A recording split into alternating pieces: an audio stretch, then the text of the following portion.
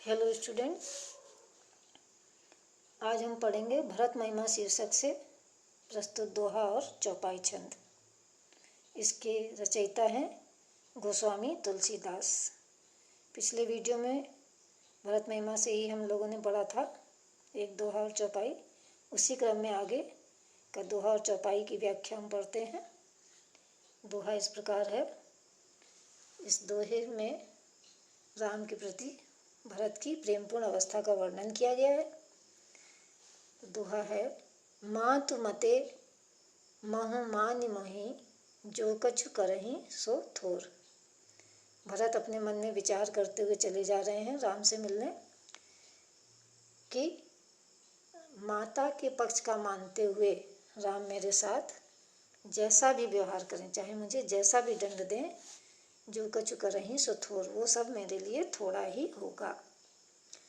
अग अब गुण क्षमी आदरहि, समुझी आपनी ओर।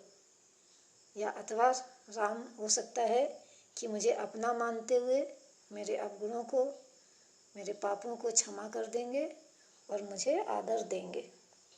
इस तरह विचार करते हुए राम से मिलने के लिए भरत चले जा रहे हैं। आगे चौपाई है, जो परिहरहि मलिन मनु जानी। भरत विचार करते हैं कि चाहे तो राम मुझे मलिन जानकर मेरा त्याग कर दें, जो सन्मानहि सेवक मानी, और चाहे अपना सेवक मानकर मेरा सम्मान करें, अर्थात चाहे जैसा भी मेरे साथ व्यवहार करें। मोरे शरण राम की पनहि, मैं तो श्री राम की खड़ाओं में ही शरण लूँगा, अर्थात मेरी शरण तो श्री राम की खड़ाओं में ही है। राम सुस्वामी दोष सब जनहि। भरत विचार करते हैं कि राम जी तो एक अच्छे स्वामी हैं और दोष तो सब मेरा है, अर्थात मुझ दास का ही है। जगजस भाजन चातक मीना। वे सोचते हैं कि इस संसार में चातक पक्षी और मछली यश के पात्र हैं। भाजन माने पात्र हैं, यश के पात्र हैं। क्यों पात्र हैं? नेम प्रेम निज निपुण नबीना, क्योंकि वे अपने नेम और प्रेम को सदा नया बनाए रखने में कुशल हैं। इसलिए वे इस संसार में यश के पात्र हैं। ऐसा विचार करते हुए भरत सोचते हैं, असमन गुणत चले मग जाता। इस तरह विचार करते हैं और रास्ते पर चलते जाते हैं। सकुच स्नेह शिथिल सब गाता। गाता माने शरीर। संकोच के कारण और राम के प्रति प्रेम के कारण उनका जो सारा शरीर है, जो अंग है, वो शिथिल हुआ जा रहा है। जब किसी चीज़ की शरीर में अधिकता होती है तो शिथिलता आ जाती है। फेरति मनहु मातु कृत खोरी। वे राम से मिलने तो जा रहे हैं, लेकिन जब उनके मन में ये विचार आता है, जब माता के द्वारा किए हुए कर्म का विचार आता है, तो उनका मन करता है कि यहाँ से फेरति माने वापस लौट जाएं। चलत भगति बल धीरज धोरी। लेकिन धैर्य की धुरी भरत जो हैं, राम की भक्ति के बल पर फिर से आगे बढ़ने लगते हैं। राम से मिलने के लिए आगे बढ़ते रहते हैं। जब समुझत रघुनाथ स्वभाव। लेकिन जब वो रघुनाथ के स्वभाव के बारे में सोचते हैं, तब पथ परत उताइल पाऊ।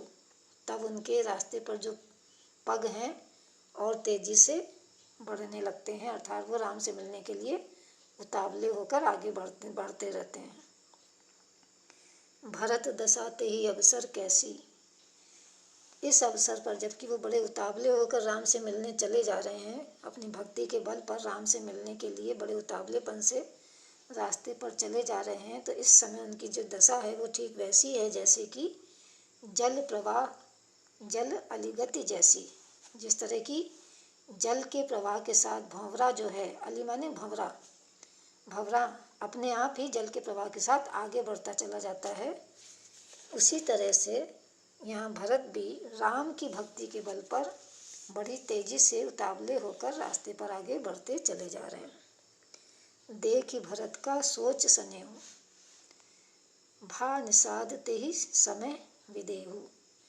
इस प्रकार भरत को सोचते हुए देखकर, उनके राम के प्रति प्रेम को देखकर, उनके साथ जो आए हैं केवटराज निषाद, वो भरत के स्नेह को और प्रेम को देखकर वे भी अपनी सुध बुध खो बैठते हैं कि भरत राम से कितना प्रेम करते हैं।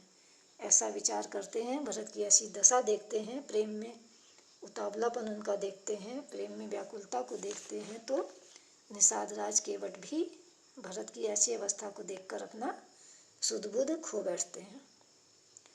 तो इस प्रकार इस चौपाई की व्याख्या पूरी होती है। तो इस दोहा और चौपाई में भी रस जो है आपका शांत रस है, भाषा इसकी अवधि है, क्योंकि रामचरितमानस की भाषा अवधि है, उसी का ये भरत शीर्षक से लिया गया है। तो भाषा इसकी अवधि है और अलंकार है इसमें अनुप्रास।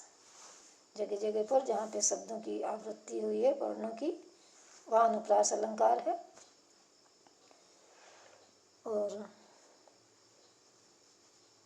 यहीं पर इस चौपाई को हम समाप्त करते हैं। धन्यवाद।